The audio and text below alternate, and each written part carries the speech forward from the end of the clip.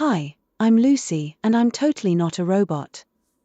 In this video, I want to do something about this. And no, there is nothing inherently wrong with the Raspberry Pi 5 itself. I mean, it does lack a video encoder, it does use a weird power supply, and it does get so hot that it pretty much cannot work without a fan.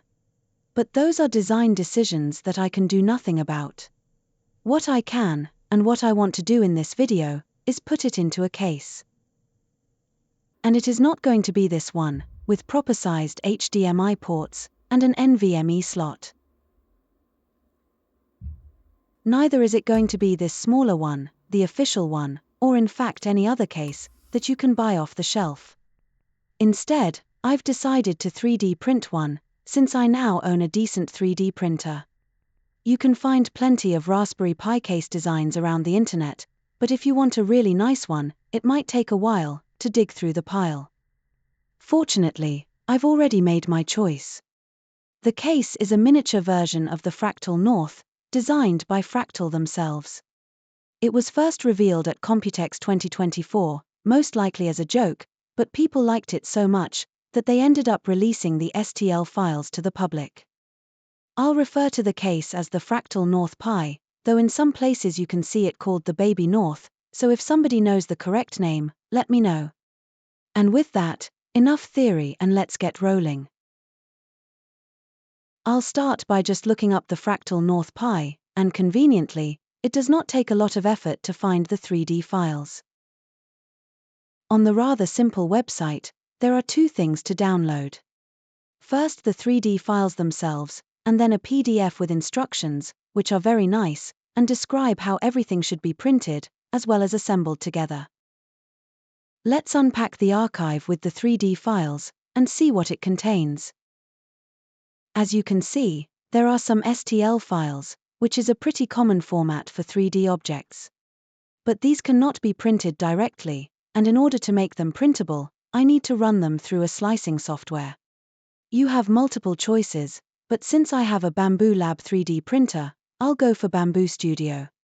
It is an open source tool, based on the similar Prusa slicer, but with built-in presets for Bambu Lab printers, and in particular, the ability to use the AMS to switch between multiple filaments.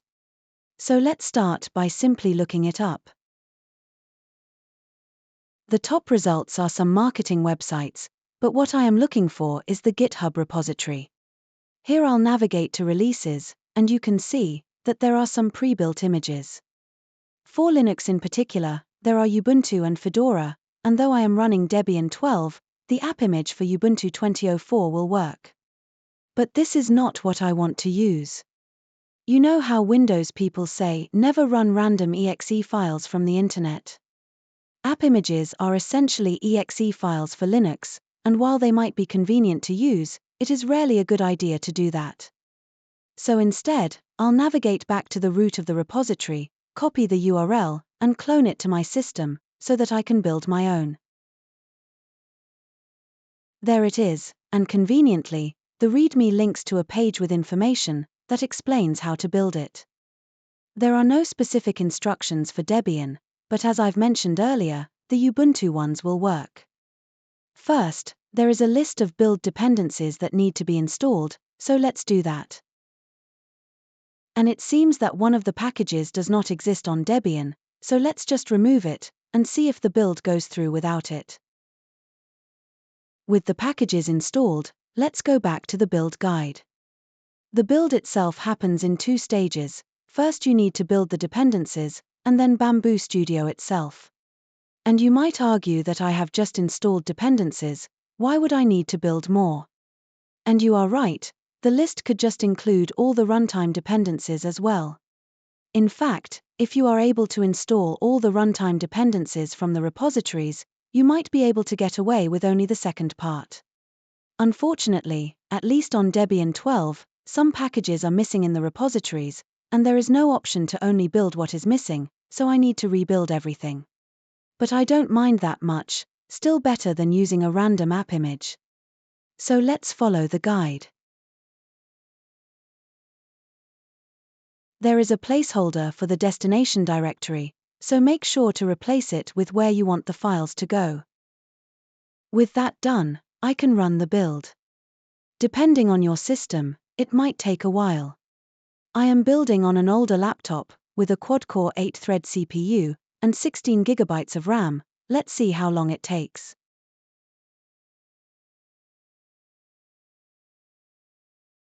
Half an hour later, it is done.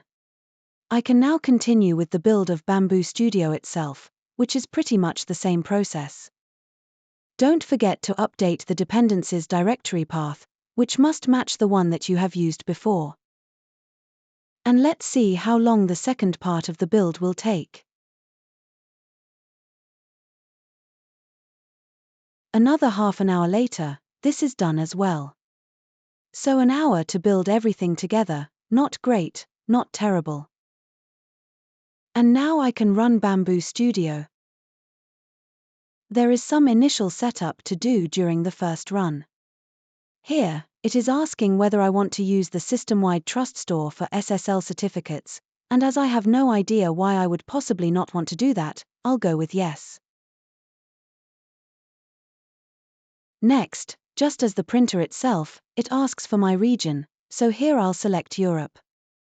Then it asks whether I want to share usage and error logs, which I certainly do not want to do, so here I'll skip.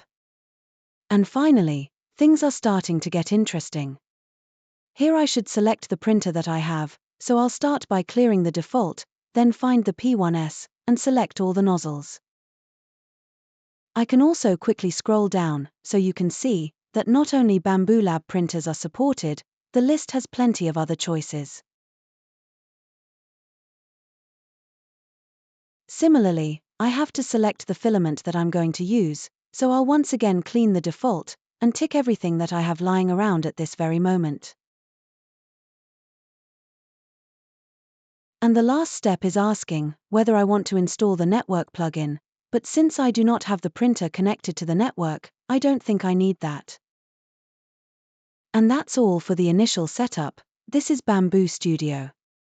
The welcome screen does show some ads, but let's say they are within the topic, and you can use them as inspiration. But I want to go straight for the Prepare tab, where I need to do a few adjustments. First, I'll select the 0.4mm nozzle, which is what my printer currently has. I'll leave the textured plate selected, because that's what I'm going to use. And finally, I'll add 3 more filaments, for a total of 4, which is what I can fit in the AMS. I'll select the material to match what I currently have loaded, and I'll try to eyeball the colors as well. While the material selection is important, because it determines the temperatures and speed of the print, the color is purely cosmetic, and will only be used for the visualization inside Bambu Studio.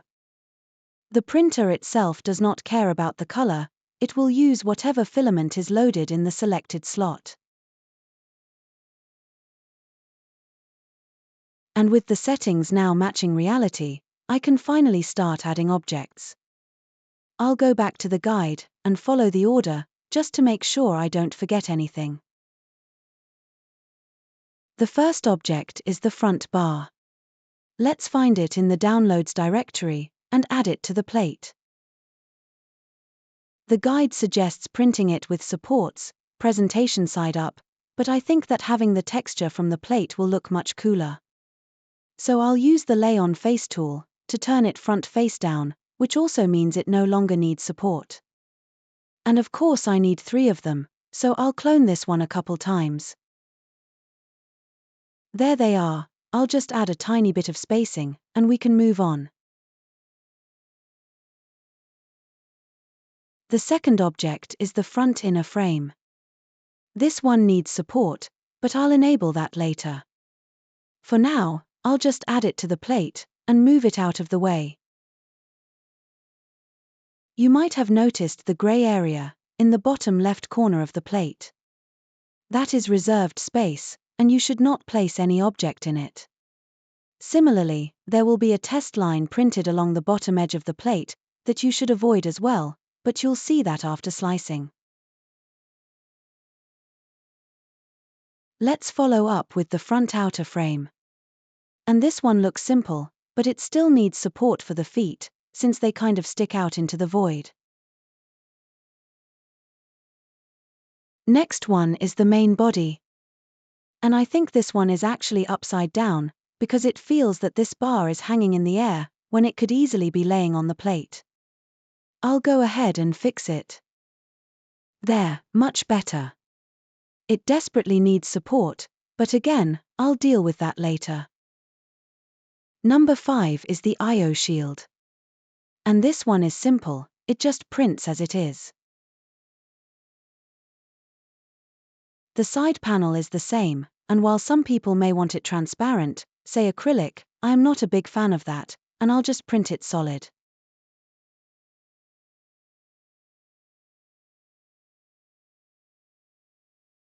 On the other hand, the rear panel is slightly more complicated. There are 3 variants available, one for the Raspberry Pi 5, one for the Raspberry Pi 4, and one for DIY. The difference is, as you might guess, in the rear I/O.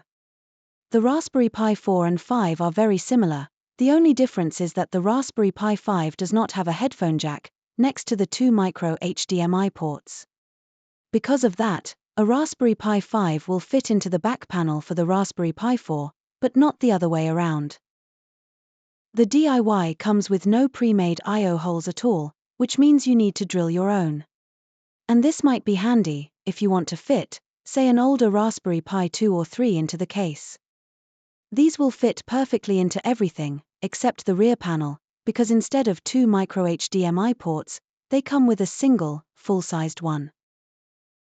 But I don't need that, so I'll go for the Raspberry Pi 4 variant. It seems more universal, and I don't mind the extra hole at all. Number 8, foot rings. Nothing special there, I just need to make sure I get 4 of them.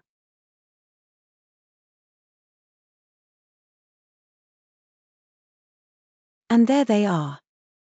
I'll skip the foot rubber pads, because I want to use actual rubber pads made of rubber, instead of 3D printed ones. So with that, the bottom hatch. And this one is actually tricky, and I'm still undecided how I want to print it. The default is on the side, but I think I might get away with laying it on the bottom face as well. I honestly don't know which is better, so I'll just try both and see. And the last thing remaining is the top I/O cover, which is once again very simple, but since it is getting a bit crowded, I need to shuffle things around to fit it on the plate.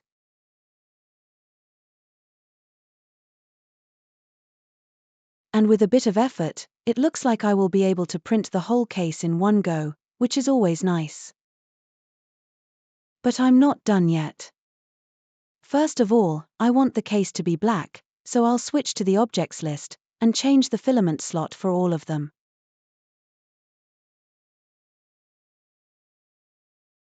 Beautiful. Now I need to enable support for all the parts that need it. To do that, I'll first select the object, switch to the Support tab, and then tick Enable Support. I could stick with the default ones, which are just very sparsely filled blocks, but I kind of like the trees more, they take up less space, and are usually easier to remove. I'll also tick that I want the supports on the build plate only, because without it, they might stick out of the walls of the objects themselves. And this is hardly ever necessary, it just makes the removal much more annoying. That's it for this one, and I'll now quickly repeat the same process for each object that needs support. And with that done, I can now press the Slice Plate button, and see what happens.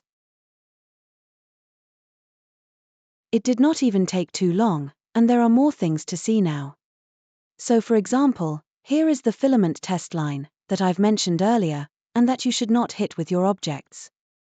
There is also an indication of how much filament the printer is going to use, as well as how much time the print will take. You may have noticed that the objects themselves are now indicated in orange, the supports are green, and there is also a dark blue base for the bottom hatch that stands on its side, so that it does not tip over. One particular thing worth checking here is that no supports or other things added by the slicer stick out of the plate. But in my case everything seems to be alright, so I can proceed to the File menu, go for Export, select Export G-code, and save the file to a place where I can find it later. And unlike the STL files, G-code is something that the printer can understand, so I now have something that I can print. But before that, I want to mention that the last page of the instructions says that the STL files are only for personal use, so make sure you use the case for your own Raspberry Pi, and do not sell it or anything. And with that elephant out of the room, I can now take the G-code file and copy it to the SD card that came with my printer, in particular into the models directory. And with that done, I can now eject the SD card, put it back into the printer, and let the magic begin.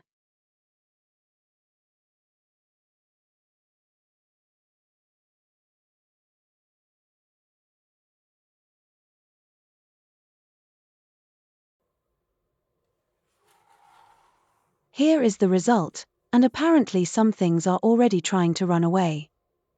First of all, you have probably noticed that the front I/O shield did not stick to the plate well and got twisted. It is hard to say what exactly happened, but likely causes include dirty print plate, low quality filament, or wrong filament settings. Well, let's get rid of it. The rest is looking much better. These feet rings are nice, as well as the top I/O cover, textured from one side, smooth from the other, though again, the textured side will unfortunately face inside the case. And here is why I've chosen the textured plate in the first place. I think the front bars ended up very nice. No surprises for the side and back panels, once again, both designed so that the textured side goes inside the case. And that wraps up the simple part, the rest need removing supports. It should be quite easy for the front frame, there are just two tiny ones that hold the feet. And there they go. Next I'll try the two bottom hatches.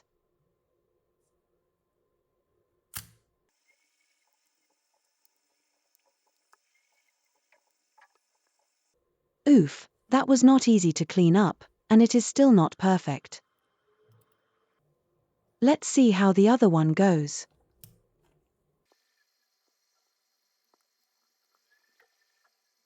Not nearly as bad, but I can immediately tell that I'm not going to use this one.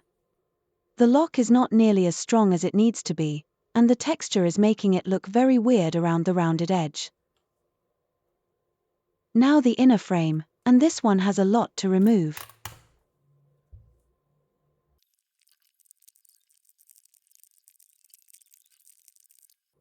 Okay, this was literally painful.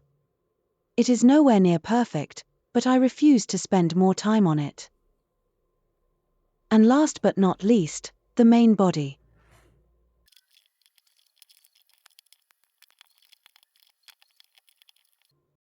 Not super easy, but if I compare it to the previous one, piece of cake. Now my least favorite part, mechanical engineering. I need to put M2.5 threaded inserts into these holes, so that I can later screw the case together. For that, besides the case, I need the threaded inserts themselves, as well as a soldering iron. How it works is that you align the insert with the hole, put the soldering iron through it, the heat starts slowly melting the plastic, letting the insert down, and once it is all the way in, you remove the iron and let it cool down. The iron should be heated just enough to melt the plastic, so for my PLA, I think 200 degrees will be okay. And with that, wish me luck.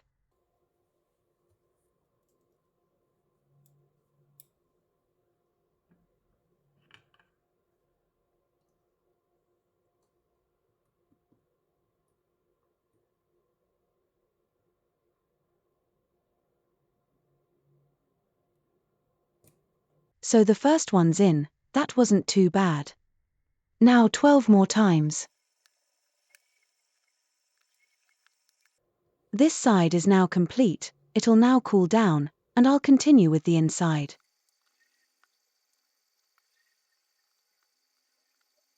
That's done as well, so now I'll do the last 4.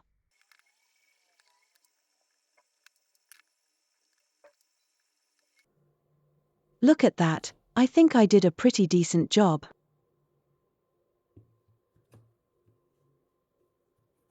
But you might have noticed that it was only 12 inserts, and the last one is still on the table. That's because that one goes in the inner front frame. With that in, I should now be able to put the whole case together. Well, actually not. I've broken the bottom hatch while trying to clean it up off camera, and I still have no usable I/O shield. Let me just quickly reprint those two.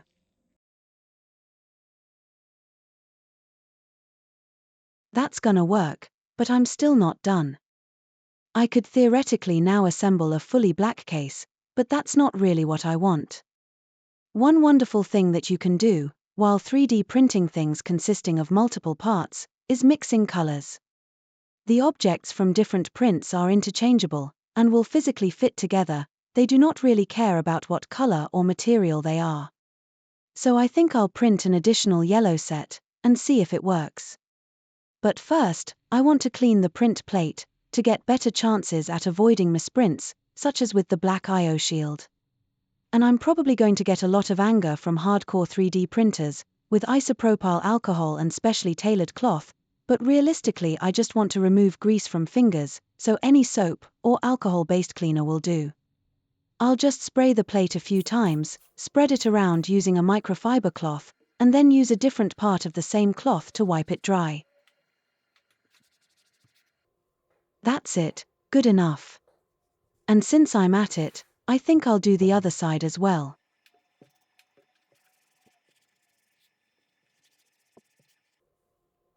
Perfect, now let's print.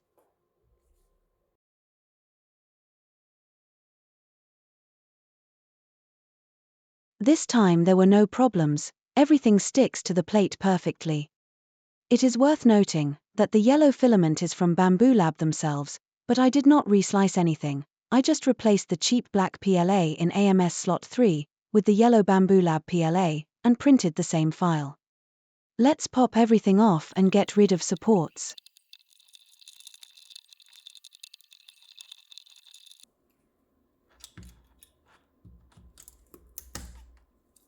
Okay, that was much easier than the black one, so maybe it is the filament after all. What remains now is to heat up the soldering iron and add the threaded inserts.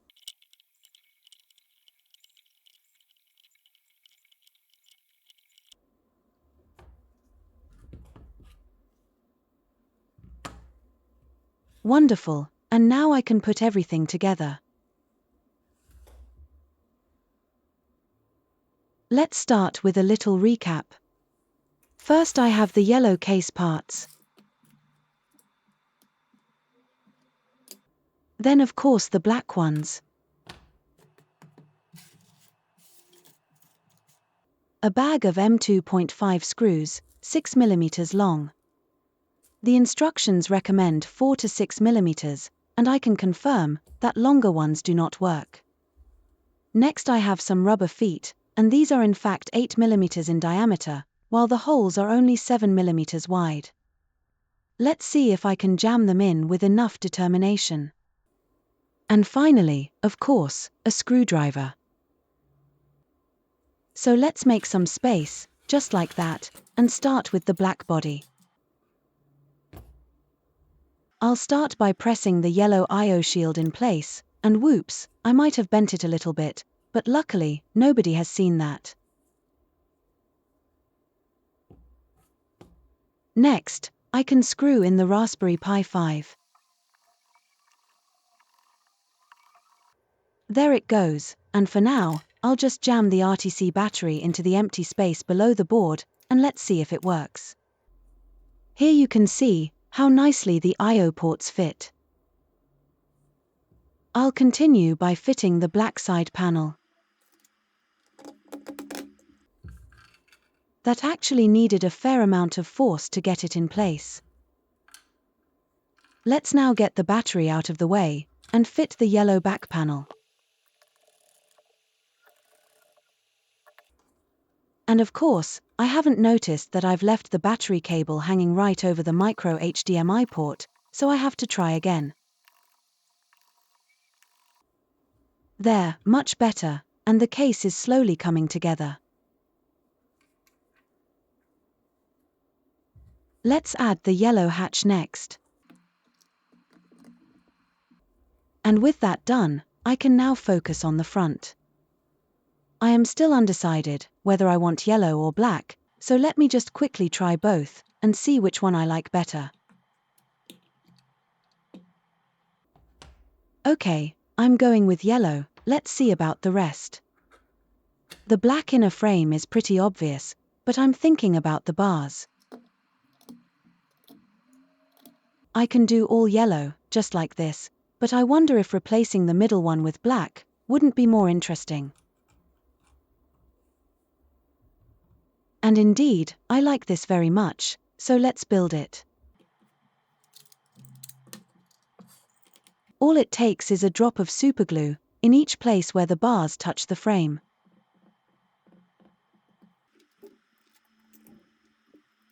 The bars go in, and now we wait. After approximately 1 minute, the bars no longer fall off, so we can continue. Just one quick visual check, and yes, I still like it, so let's screw the yellow front frame to the rest of the case.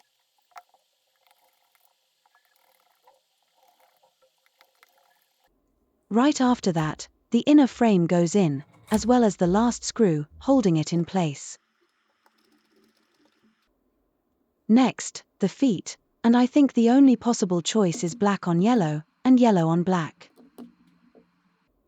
Yep, that works. Let's see if I can jam the rubber feet in. Unfortunately, at this point I must admit defeat. It is possible to force the feet into place, but they are really unhappy and keep popping back out, so for now I'll just remove them. With that done, the last remaining thing is the I/O cover, and here I'm for sure going with yellow.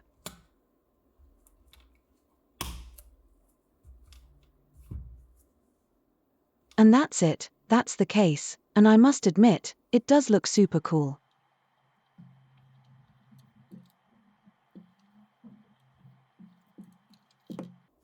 But I'm not done yet. I still have enough parts to build a second case, with inverted colors. The only difference, besides the colors, is that I'll be fitting a Raspberry Pi 4 into that one, so I have to put the I/O shield the other way around, because the Raspberry Pi 4 has the Ethernet port on the wrong side, kind of like the steering wheel on British cars.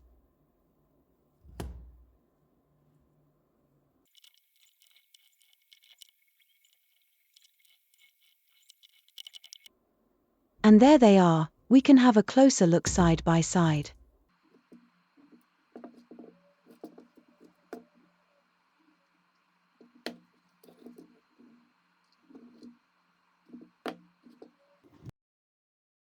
I think I'll call this one the Bumblebee. And this one's going to be the Hornet. And that really wraps it up. Big shout out to Fractal for making this possible, I really appreciate it. And now that you've seen how, go and make your own, whether it is the Bumblebee, the Hornet, or any other color combination.